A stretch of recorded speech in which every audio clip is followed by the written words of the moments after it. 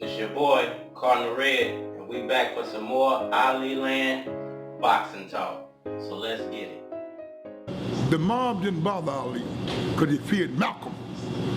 Malcolm went down there and told them white crackers down there in Miami, if you touch your head on his head, you got to deal with the Muslims. You got to deal with the black Muslims. So Ali went anywhere in the world. He was well loved. One white lady followed him. You saw in the movie, which was true. Wanted to see him get beat so bad. Oh, they tried, but they were scared of Malcolm. See, Chicago, they were scared of the Honorable Elijah Muhammad. See, Honorable Elijah Muhammad, well versed in the Quran, the Hadith, and the Bible.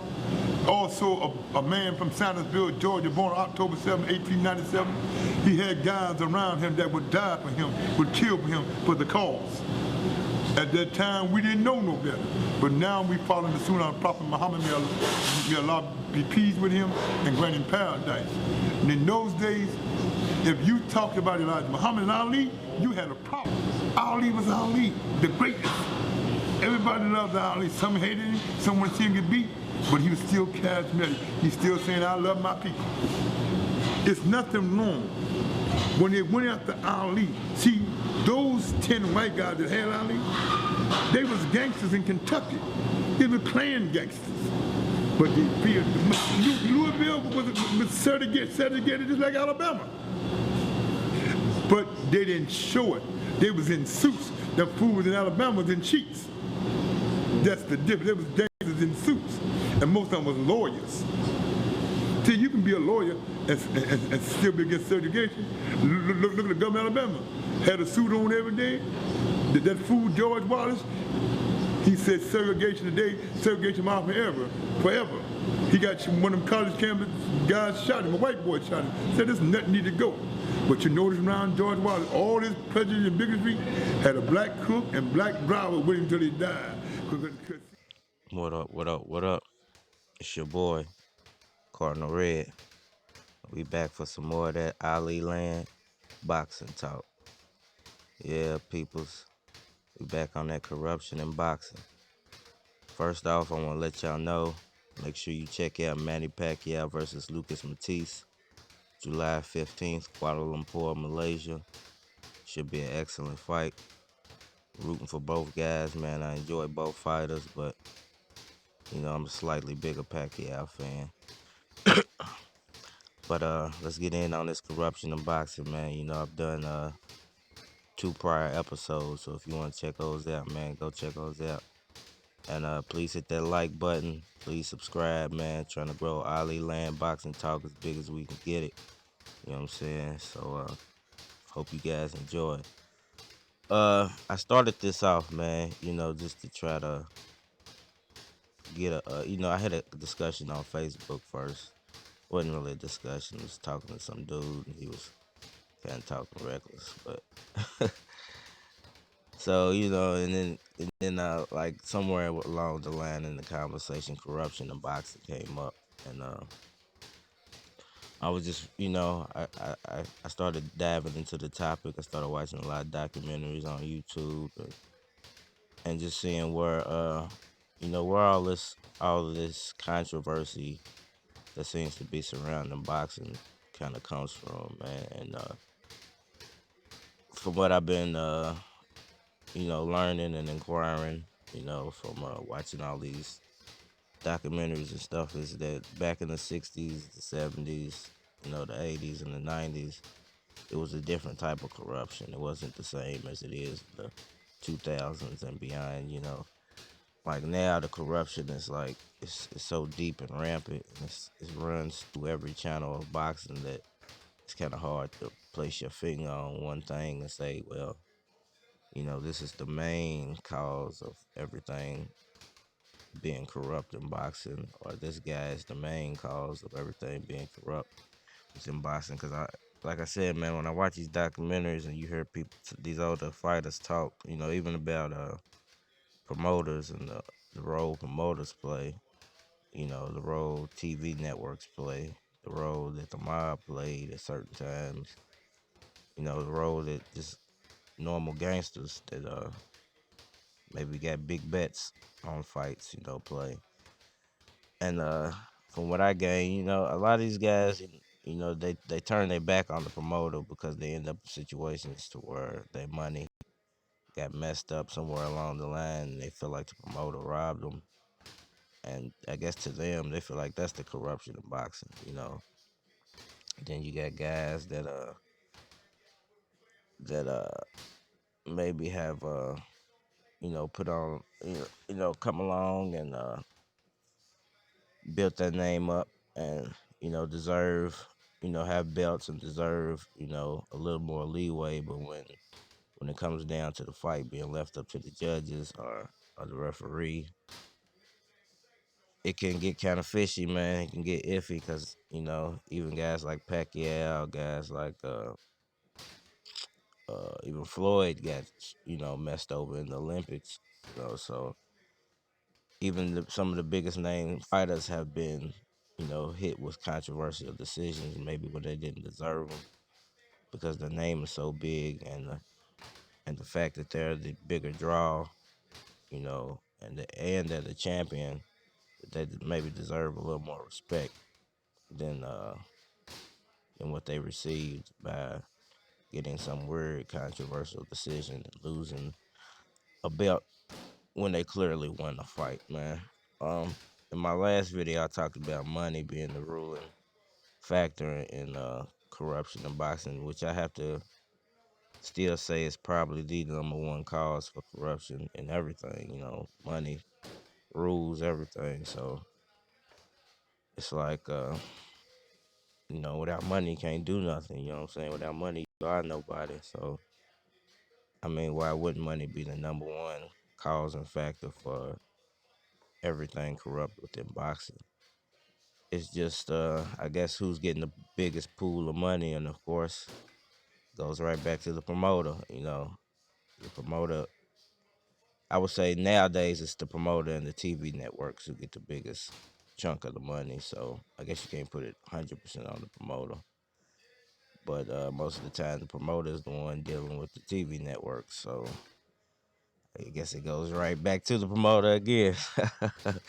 I mean, that's just where most people put all the blame at. So it's kind of, I guess it's kind of funny in a way to try to justify I put the blame somewhere else when it comes to the money aspect of corruption,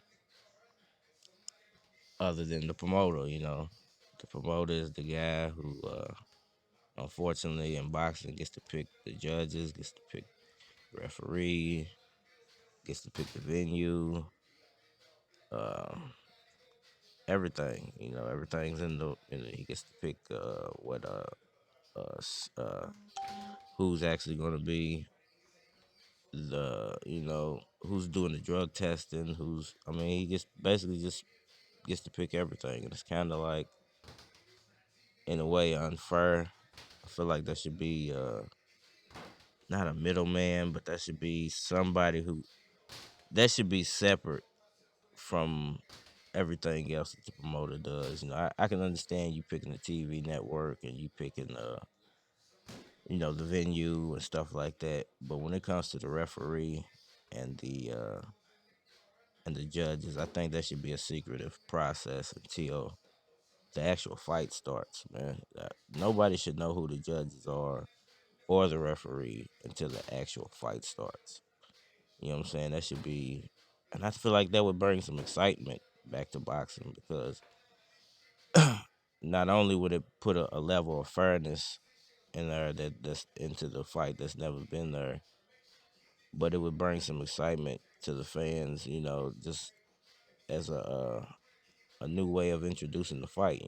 Not only are you introducing the fighters, but you're now introducing the judges and the referee. You know what I'm saying? So you're bringing a new element into the game. So I feel like that would solve pretty much all the issues of corruption within boxing. Well, as far as